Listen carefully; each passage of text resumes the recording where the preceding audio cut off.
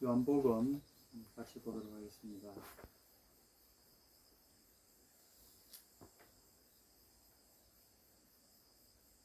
요한복음 12장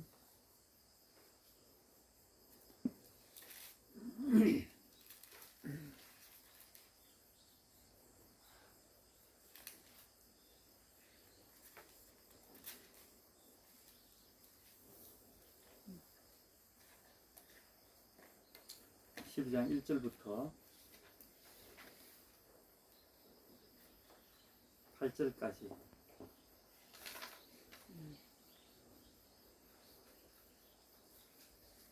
찾으셨으면 읽겠습니다. 시작. 6월절 엿새 전에 예수께서 베다니에 이르시니 이곳은 예수께서 죽은 자 가운데서 살리신 나사로가 있는 곳이라. 거기서 예수를 위하여 잔치할 때 마르다는 일을 하고 나사로는 예수님과 함께 앉은 자 중에 있더라. 마리아는 지극히 비싼 향유 곧 순전한 나드 한 근을 가져다가 예수님의 발에 붓고 자기 머리털로 그의 발을 닦으니 향유 냄새가 집에 가득하더라. 제자 중 하나로서 예수를 잡아줄 가룟 유다가 말하되 이 향유를 어찌하여 300데나리온에 팔아 가난한 자들에게 주지 아니하였느냐 하니, 이렇게 말함은 가난한 자들을 생각함이 아니요 그는 도둑이라 돈꾀를 맞고 거기 있는 것을 훔쳐 가미러라. 예수께서 이르시되 그를 가만히 두어 나의 장래할 날을 위하여 그것을 간직하게 하라. 가난한 자들은 항상 너희와 함께 있거니와 나는 항상 있지 아니하리라 하시니라. 아멘.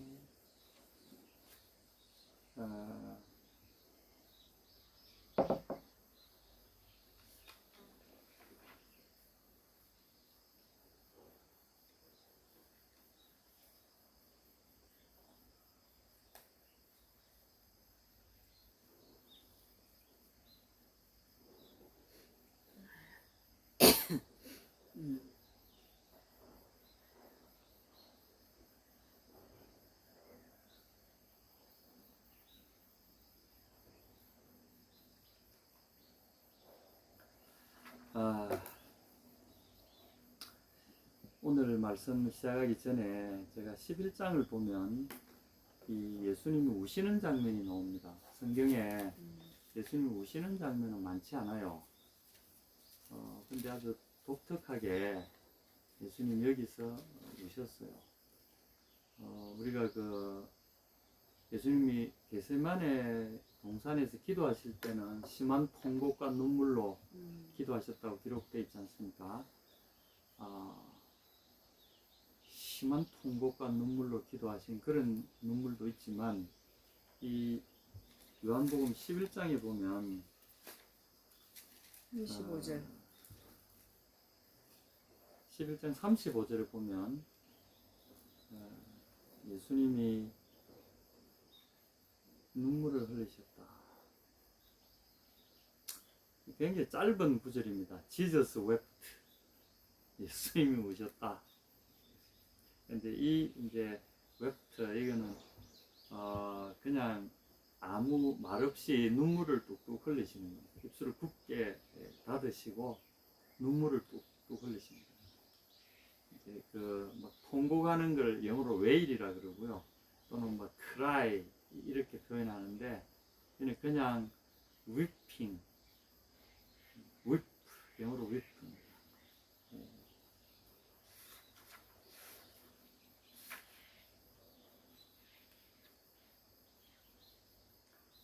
여기 보면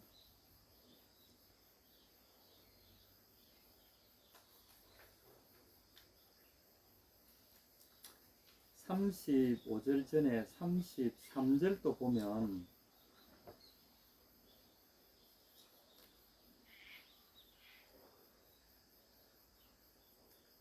(33절에) 보면 예수께서 거의 우는 것과 또 온 유대인들의 우는 것을 보시고, 여기는 이제 막 통곡하는 겁니다.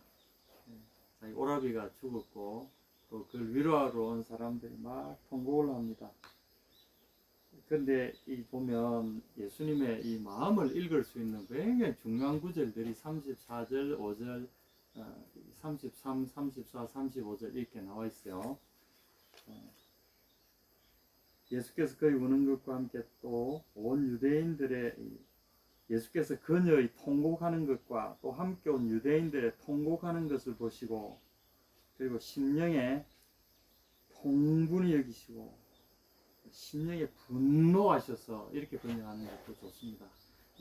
분노하셔서 민망히 여기서 이 민망이라는 말은 참 요새는 잘 안 쓰는 말인데 좀 여기에 좀 적절한 표현은 예스러운 표현이라서 요즘 우리가 이해하기에 민망하다는 것이 여기에 딱 맞는 말은 아닌 것 같아요. 이 구절은 예? 구절 세 번역은 비통히 여기시고 그렇게. 이제 비통히 여기신다. 근데 이거는 이제 세 번역에 보면 33절에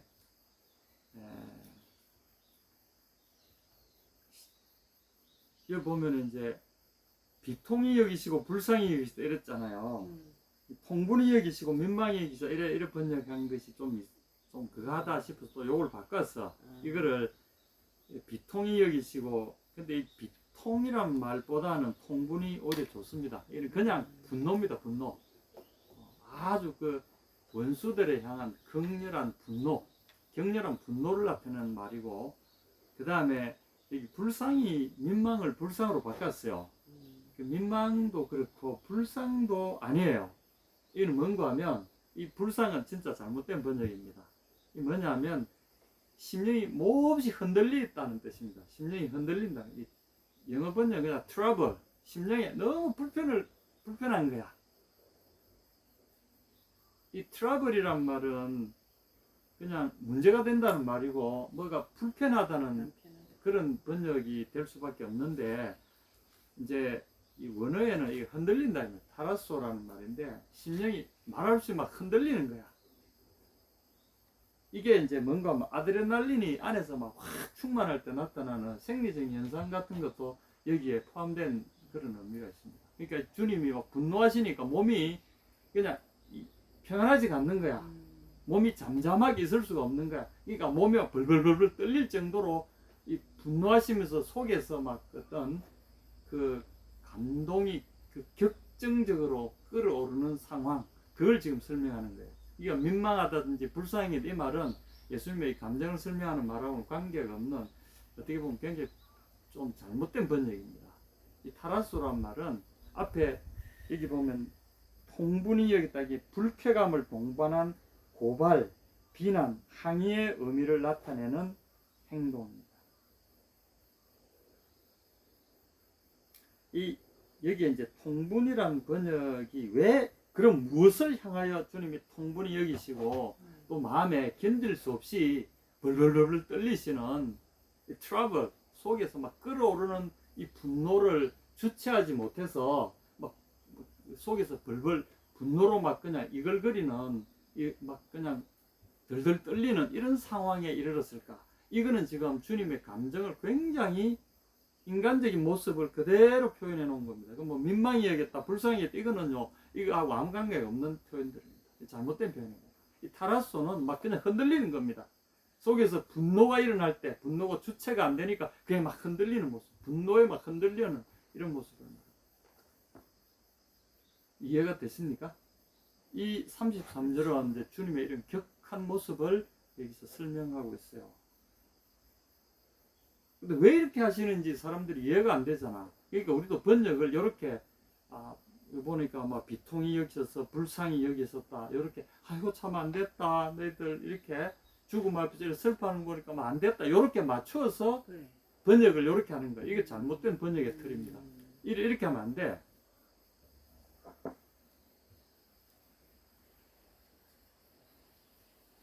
주님은 이 분노를 가라앉히시느라고 부들부들 막 뜨시는 거야 지금. 왜 이렇게 하셨을까? 그러시면서 35절에 참았던 눈물이 뚝뚝뚝뚝 떨어지는 거예요. 막 그냥 주님 막 외치고 분노하고 막 당장이라도 뭐 이렇게 하고 싶으신데 그걸 참으시느라고, 분노를 참으시느라고, 근데 참지 못해서 결국 부들부들 떨면서 참아내셔서 결국은 눈물이 뚝뚝뚝뚝 떨어지는 거예요. 지금. 이런 상황을 말합니다.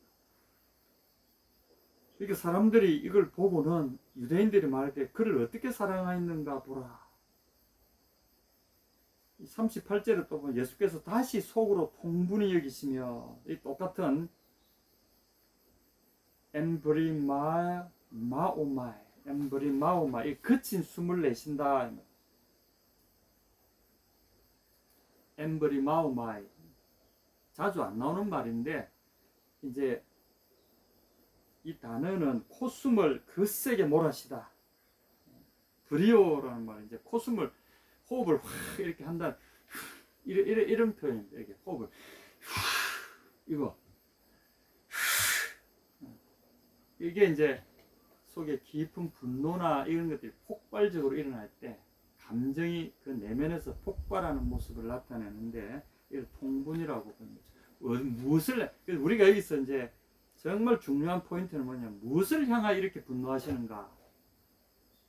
이걸 모르면 이 번역이 앞에처럼 이렇게 뭐 불쌍히 여기시더라, 마음이 비통해 하시고 불쌍히 여기시더라, 이게 아니에요. 왜 그런가 하면 명백한 분노, 스스로 그 분노를 이 억누를 길이 없어서 막 부들부들 떨면서 눈물을 뚝뚝뚝뚝 흘리는 이런 상황이 왜 초래가 됐는가, 주님은 무엇을 향하여 이토록 분노하셨는가, 이걸 우리가 알면 예수님의 어떤 이 하시는 일에 대해서 예수님이 무엇을 향하여 이렇게 분노하셨는가, 이걸 이해하게 되면 성경의 깊은 맥을 잡을 수 있어요.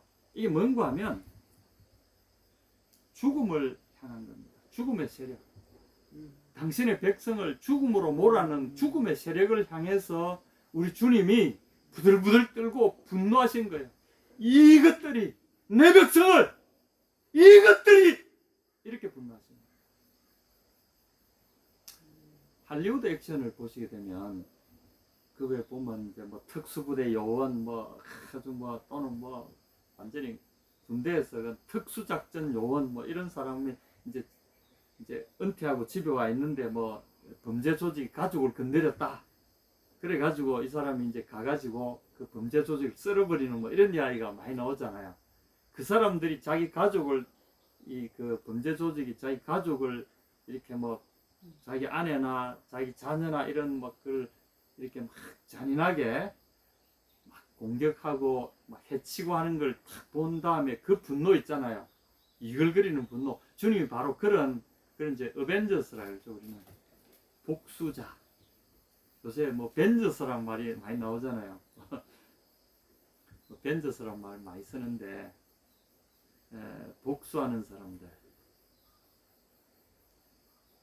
그 복수하리라 하고 그 분노를 표하는 게 아마 비슷하지 않을까. 예수님이 이런 분노로 이글거리셨다는 거죠. 무엇을 향하여? 죽음의 권세 잡은 그 흑암의 세력을 향하여, 죽음 그 자체를 향하여 주님이 분노하신 거죠. 그리고 주님이 뭐라고 하셨습니까? 돌을 옮겨놓으라. 그를 어디 두었느냐? 그리고 네가 믿으면 하나님 영광을 보리라 하지 아니하였느냐. 주님은 이 흑암의 죽음의 세력에 점령당해 있는 이 사람들의 이 절망스러운 상황을 너무 가슴 아프게 바라보시고, 그리고 당신의 사랑하는 양들을 죽음이 지배하고 있는 이 상황을 주님 못 견뎌 하시는 거죠. 그래서 내가 반드시 이 죽음의 세력을 격파하고 이들을 영원한 생명의 세계로 내가 이끌리라. 그래서 지금 43절에 보면 큰 소리로 포네 메갈레 큰 소리로 외치시길 에크라우가센 에크라우가조 하면 말까 와 하고 외치는 걸 말합니다. 크라이라는 영어의 말이 여기서 뿌리를 두고 있습니다. 에크라우가센 아주 크게 부르짖으셨다. 라자레 듀로 엑소 이리로 나와 이렇게 하셨어요. 나사로야 이리로 나와.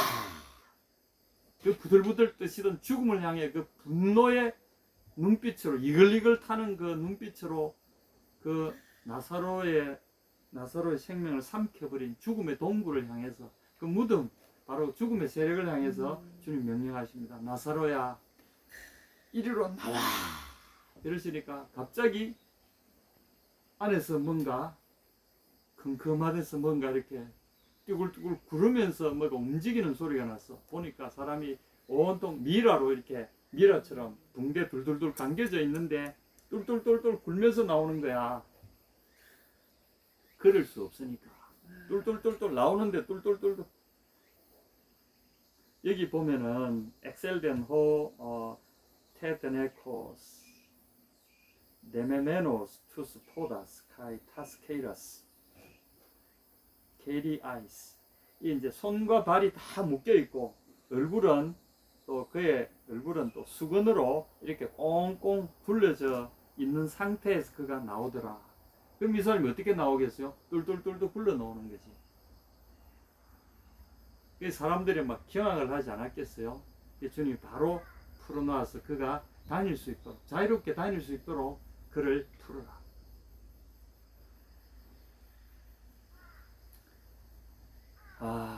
이것이 주님의 복수입니다.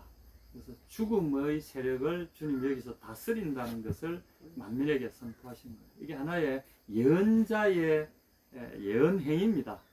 구약의 예언자들이 하던 예언행입니다. 실질적인 사건들을 일으킴으로써 거기에 의미를 두어서 이스라엘의 멸망을 선포할 때는 그 못을 어디다 박아놓고 그 못이 몇 년 뒤에 가보면 또 사가 있고 녹슬어 가지고 썩어버리듯이 이와 같이 될 것이다. 또는 이제 삼배옷을 어디 저 유프라테스 강에다가 강가에다가 이렇게 그 진흙가에다가 묻어놓고 그 개풀에다가 묻어놓고 몇 년 뒤 가보면 그 다 사가 없어졌잖아요. 그와 같이 너희 이스라엘 백성들이 이와 같이 될 것이다. 그 썩은 그 옷을 개풀에서 꺼내 가지고 흔들면서 냄새나는 것처럼 너희가 이렇게 될 것이다. 그 영화롭고 아름다운 삼배옷이 이렇게 썩어가지고 냄새나고 형체를 알아볼 수 없을 정도로 처참하게 될 것이다. 이제 이런 식의 행위 예언을 참 많이 했어요. 그 중에 예수님이 지금 오늘 보이신 이것이 행위 예술입니다.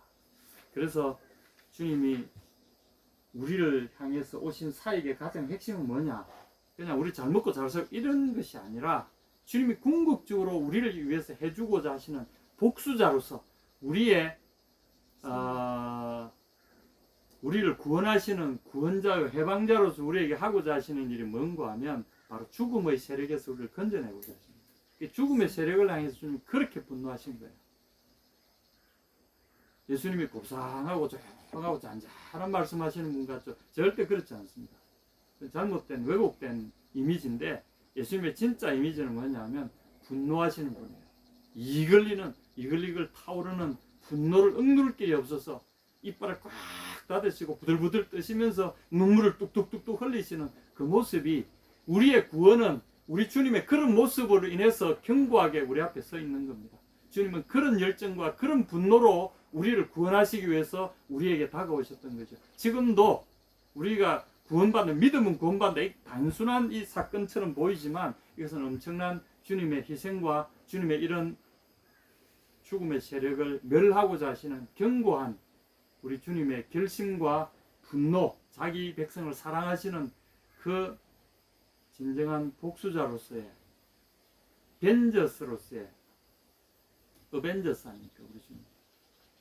그래서 그분이 우리의 구원을 견고히 책임지고 계시다는 거죠. 그래서 오늘 이제 이 주님 앞에서 우리가 어떤 삶을 또 지금 우리가 어떤 결심들을 또 해야 되느냐, 이제 그걸 오늘 말씀을 통해 좀 나누고 싶어요. 12장 1절에서 이제 6절, 8절까지 보면 이 잔치하는 자리입니다. 그 나사로를 구해줬으니 그 동네에 막 완전히 난리가 났겠죠. 그래서 잔치가 벌어졌습니다. 마리아와 마르다가 예수님을 기념해서 특별히 예수님과 그 제 아들을 모시고 그분들을 좀 섬기고 함께 기뻐하는 잔치를 이제 부리고자 했습니다.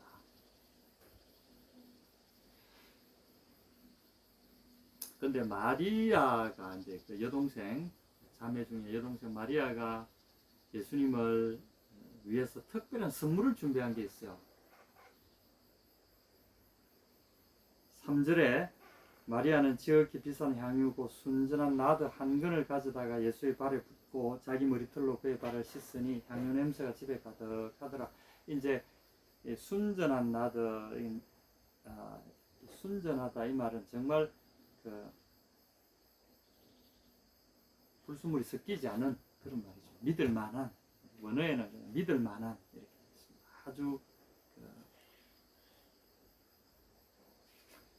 피스티케스, 정말 믿을 만한, 신뢰할 만한, 불순물이 전혀 없는, 그들이 정제할 수 있는 기술을 최대한 동원해서 정제한 가장 깨끗하고 순수한 나더, 이게 이제 향유죠. 나더 향유인데 양은 리트라 안에서 우리는 한 근이라 그랬는데 이제 로마의 이 리트라라고 하는 이 요새 말하는 파운드의 단위가 되는 거랍니다. 그래서 이 파운드 단위인데 파운드를 쓸 때 L로 이렇게 하고 옆에 평줄을 하나 딱 그어서 파운드라고 읽어요. 이게 이제 여기서 나온 말이죠. 리드의 L자를 해서 로마 파운드라고 부릅니다. 지금도 파운드 하면 L자 해가지고 영국 돈 표시할 때도 파운드라고 그러잖아요. 영어로 POUND 이렇게 쓰지만 표시할 때는 L자를 써놓고 대문자 L 써놓고 옆줄을 쫓거든요. 이게 파운드라고 그러잖아요. 이게 리드랍니다. 이게 이제 12온스로 되어 있는데 한 400g 정도, 로마 12온스 구성된 한 파운드는 한 375g, 뭐 요렇게 하여튼 뭐 한 400g, 500g 못 되는 그런 겁니다. 근데 그 400g, 500g 엄청나게 비싼 거죠. 여기 보면 이 가치를 보니 가룟 유다가 12장 5절에 300데나리온으로 평가했잖아요. 300데나리온 같으면 1데나리온이 그 당시에 하루 한 사람의 임금이라 그러면 요새 뭐 10만 원이라 칩시다. 그러면 10만 원 곱하기 300 하면 얼마입니까? 3천만 원어치 됩니까? 네. 3천만 원어치 됩니다. 1년 내내 365일 중에 65일만 쉬고 300일을 계속 일해서 벌 수 있는 돈이 이 300데나리온. 이 12장 5절 말만 들으면 참 이 사람 참 생각이 깊구나. 근데 이 사람의 의도는 그 왜 협의하느냐 이렇게 생각했죠. 여기 보면 어찌하여 이런 말 했잖아요. 10장 5절에 오늘 나눌 말씀 이겁니다. 한 사람의 눈에는 이게 어찌하여 이렇게 보였고 또 한 사람의 눈에는 이것이야말로 진정한 그 용도다. 이런 어떤 나드 한 건, 한 파운드 이것이 가지는 가치가 뭐 그냥 우리 말로 3천만 원이라고 합시다. 그러나 이 여인이 그래 넉넉한 여인은 아닌 것 같아요. 그리고 이건 참 그녀의 미래잖아요. 결혼식을 위한 것이고 미래를 위해서 예비해 놓은 것인데 그거를 거기서 딱 깨가지고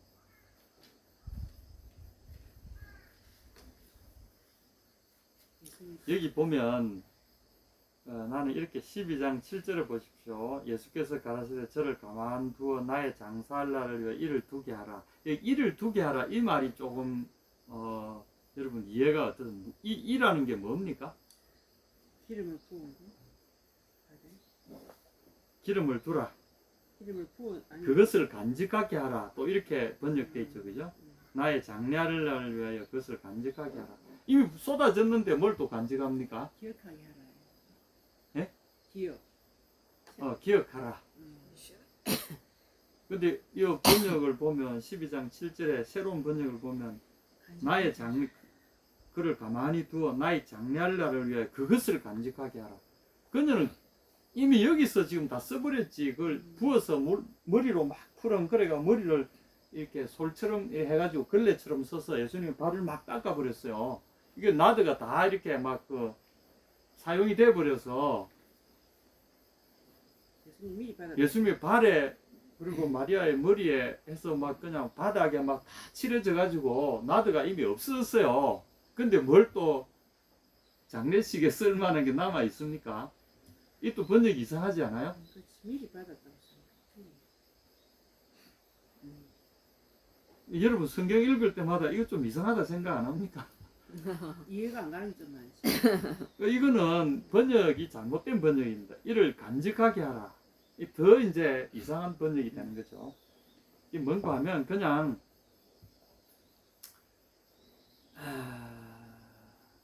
테레세 아우토, 그것을 이 테레세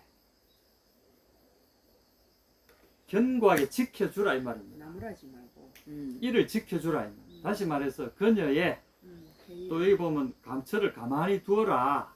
그녀가 지금 하는 일을 이러쿵저러쿵 말하지 말고 그렇지. 그를 가만히 두어라.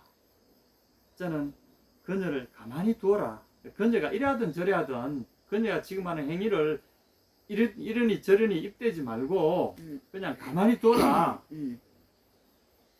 그리고 나의 장례 준비를 위하여 테레세 아우토, 이 아우토라는 말이 무엇일까? 이거는 명백하게 그것을 간직하게 하라. 그것을이 뭘까? 이거는 향유가 아니에요. 지금 향유는 이미 쏟아졌고 사용되어 버렸어요. 향유를 얘한테 부은 그 정성. 그렇죠. 그 사건을 그리고 지금 이 사건을 간직하라는 겁니다. 그렇지. 나는 그렇게 보는 것이 옳다고 봐요. 그 말이 많지.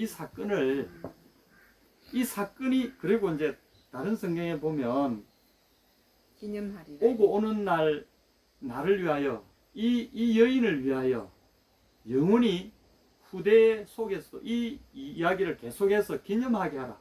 이 이야기입니다. 이게 이것을 간직해서 계속 기념하도록 잊혀지지 않고 이것을 오늘날 우리가 이 이야기를 듣잖아요. 이것이 계속 기억되도록 이 여인이 한 일이 기억되어서 간직되도록 그 말입니다. 이게 따로 쓸 날을 위해서 쓰던 거 다 뺏어 가지고 그게 아니고. 따로 이렇게 그게 아니라 이 여인의 한 이 일이 간직되게 하라. 이 일을 기념하도록 간직시켜라. 여러분 너희가 절대 잊어버리지 말고 이 여인이 한 건 한 것이다. 손대지 마라. 이 여인이 한 일은 한 일이다. 그리고 그것은 굉장한 의미를 갖고 있기 때문에 대대로 기념해야 될 일이다. 절대로 그녀의 일에 대해서 입대거나 손도 대지 마라. 그리고 그 일을 기념하라. 이게 바로 기념하게 하라. 이를 두게 하라. 이 말은 이 사건이 보존되게 하라. 이 사건을 보존하라. 이런 뜻. 테레세 아우토. 나의 장래를 위하여 한 이 여인의 행위가 기념되게 하라. 보존되게 하라. 이런 의미가 더 가깝다고 봅니다. 물론 여기에 보면 문장상에는 나의 장래의 날을 위하여 이것을 보존하라 이렇게 되어 있습니다. 그 의미는 이 나의 장래를 한 이것이 이미 나의 장래를 위한 여기서 장례식을 치른 거야. 이게. 예비를 미리. 기름을 부은. 예. 장례 준비죠. 나의 장례 준비. 장례 준비의 날. 그러니까 이 여인을 주님이 전폭적으로 지지하신 거죠. 이 말의 전체적인 맥락은 그렇습니다. 여인이 한 일에 대해서 입대지 말고 그대로 주어서 기념해라. 더 이상 왈가왈부하지 마라. 그걸 뭐 다시 파니 많이 그걸 나도 그걸 더 끌어모아 가지고 어떻게 다시 팔아서 돈으로만 그딴 소리 하지 말고 이 나드가 사용되어질 곳 제대로 사용되어졌다. 가장 가치 있게 사용되어졌다. 그러므로 이것은 영원히 기록될 만한 사건이다. 기념하라. 이렇게 말씀하십니다. 가난한 자들은 항상 너희와 함께 있거니와 나는 항상 있지 않는다. 유다의 말을 주님이 듣고 계셨던 거죠. 너희가 가난한 자를 생각하느냐? 그들은 항상 너희와 함께 있다. 그들을 섬길 날은 많다. 그러나 나는 항상 너희와 함께 있지 않다. 그러므로 나를 섬길 기회는 너희에게 다시는 오지 않을 수도 있다. 이 기회 말고는 오늘이 지나가면 다시는 나를 위하여 뭔가를 할 수 있는 길이 없다는 거죠. 여기서 이제 우리가 오늘 말씀의 핵심입니다. 이 향유를 어찌하여 300데나리온에 팔아 가난한 자들에게 주지 아니하였느냐. 이 기준을 가진 사람들이 있습니다. 어찌하여, 이 말은 그래 하면 안 되는데 했다 이런 거 아닙니까? 원칙은 따로 있는데 당연히 이거는 가난한 사람, 이 돈을 만들어서 가난한 사람들을 돕는 것이 제일 중요한 목적인데 이 목적을 벗어나서 어찌하여 너는 이 원칙을 어겼느냐 이 말이 있잖아요. 어찌하여라는 말이 왜 이 원칙을 어길 만한 이유가 있느냐 이거 아닙니까? 어찌하여, 왜, why. 이게 사람들 잘못한 걸 따져 물을 때 항상 처음 하는 말이 왜 그랬어 이거잖아요. 애들 뭐 이래 가지고 붙잡혀 오면 교무실에 가면 왜 그랬어. 나도 미국에 그 유시 얼바이 가 있을 때 그랬어요. 그 뭐 비자 문제로 뭐 내가 다시 학기 그 연장하기 위해서 뭐 비자를 신청. 왜 그 사람이 딱 교무직원이 이래 왜 이거를 처음부터 연장 안 했냐. 아니 당신들이 요 날까지만 하라고 했지 않냐. 당신들이 해놓고 왜 내보고 그렇게 하냐 하니까 말을 못 하더라. 근데 이제 항상 사람들이 볼 때는 왜라고 이렇게, 여기도 보면 왜 이렇게. 이 가치를 가진 사람들은 주님이 가진 가치와 다르죠. 이 가룟 유다가 가진 가치와 예수님의 가치는 다른 거고, 또 예수님이 지지하신 이 마리아의 가치가 다른 겁니다. 마리아는 이 향유를, 사실은 향유는 결혼 준비를 위해서 이 여인들이 조금씩 모아오는 거예요. 그래서 이 여인에게 있어서 향유를 바친다는 것은 자기의 모든 것을 드린다는 걸 의미합니다. 예수님은 가장 귀한 그 정성과 사랑을 받으신 거죠. 자, 그러면 향유는 어디에 쓰여지는가? 가장 가치 있는 딱 그 목적에 맞추어서 더도 덜도 할 것 없이 딱 그 목적에 사용되어진 거죠. 예수님 그걸 보신 거예요. 제대로 썼다. 너야말로 제대로 사용했다. 왜냐하면 예수님의 장례식은 무슨 날입니까? 그 백성을 죽음의 세력에서 건져낼, 죽음을 향하여 통쾌한 복수를 할 그날이기 때문에 그날을 기념하는 이 향유야말로 죽음의 냄새가 아니라 생명의 냄새다 이거죠. 주님이 그걸 이야기하신 겁니다. 여기에 바로 예수님의 이 복선이 깔려있는 말씀입니다. 그래서 우리가 주님을 위해서 뭔가를 결정하거나, 또는 세상에도 보면 여러 가지 뭐 좋은 일들이 많잖아요. 여기도 이제 보면 세상에 좋은 일, 이제 봉사하는 일이죠. 남을 돕고 하는, 이런 가난한 자를 돕는 봉사하는 일에 참 고상하잖아요. 세상적으로 보면 고상한 일이에요. 그런데 그보다 더 근본적으로 고상한 일이 있어요. 바로 예수님 그분의 일에 동참하는 겁니다. 그분을 알아보고 그분의 일에 동참하는 것. 이것이야말로 세상에서는 가난한 자들이 항상 있어서 항상 그 일을 할 수 있지만 이거는 할 수 없어요. 그래서 우리가 주님의 일, 물론 세상의 일과 주님의 일을 구분하는 것이 좀 그렇긴 하지만 우선순위로 따진다면 명백하게 있어요. 사람들은 어찌하여 300데나리온에 팔아 어찌하여 가난한 자들에 주지 않았느냐 이렇게 말할지 모르지만, 우선 그보다 더 급한 게 있어요. 그건 나중에 해도 돼요. 더 급한 게 있어요. 당신과 나를 죽음의 세력에서 건져내신 그분을 기념하고 그분을 격려하고 그분을 응원하는 일이 필요해요. 그분과 함께 죽음의 세력을 쳐부수는 일에 우리가 동참하는 일이 필요해요. 예수님은 이 마리아의 신앙 고백에서 이걸 읽으셨고 그걸 받으셨어요. 자, 여러분, 가난한 자들은 항상 있어요. 그러나 주님을 섬길 수 있는 기회는 많지 않아요. 어떻게 보면 허비하는 것처럼 보여요. 그렇지 않아요? 우리 인생도 뭐 선교지에 뭐 세상에 좋은 직장 다 버리고 선교지로 갔다. 그러면 참 저 사람 어리석은 짓 한다 이렇게 할 거 아니에요. 그러나 지금 지난 10년을 우리가 돌이켜보면 다시 우리가 드릴 수 없는, 근데 하고 싶어도 못하는, 그걸 통해서 우리의 인간적인 피해는 심각했지만 그러나 지금 돌이켜보면 하나님 앞에 마리아처럼 더없이 부요한, 그리고 우리가 지금 뭐 하나 가진 것 없는 상황처럼 이렇게 우리가 뭐 간단한 땅도 한 쪼가리 우리 이름으로 가지고 있지 않는 이런 상황이지만, 그러나 따지고 보면 우리의 가진 이 자그마한 뭐 우리의 헌신해봐야 그게 얼마나 되겠어요. 주님 앞에. 그럴지라도 마리아의 나드 한 건처럼 우리의 젊은 날 한 기간, 그것이 주님 앞에 깨떨어져서 발 앞에 뿌려진들 세상 사람들이 보거나 또 우리 스스로도 인간적으로 판단할 때 내가 왜 그 짓을 했지? 또는 내가 왜 교회 섬긴다고 이 난리를 피웠지? 그때 내가 안 그랬으면 지금 이 재산 있고 저 재산 있고 이래서 뭐 어쩌고 저쩌고. 여러분 이걸 생각합시다. 때가 있어. 때가. 여기 보니까 때가 있습니다.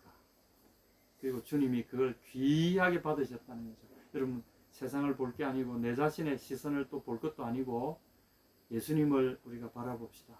예수님은 심각하게 우리를 위해서 자신의 생명을 바쳐서 죽음을 격파하러 오셨는데, 그리고 그것을 알아보고 그것에 힘을 보태는 이런 믿음의 사람들이 있었기 때문에 주님도 얼마나 큰 격려를 받으셨겠어요.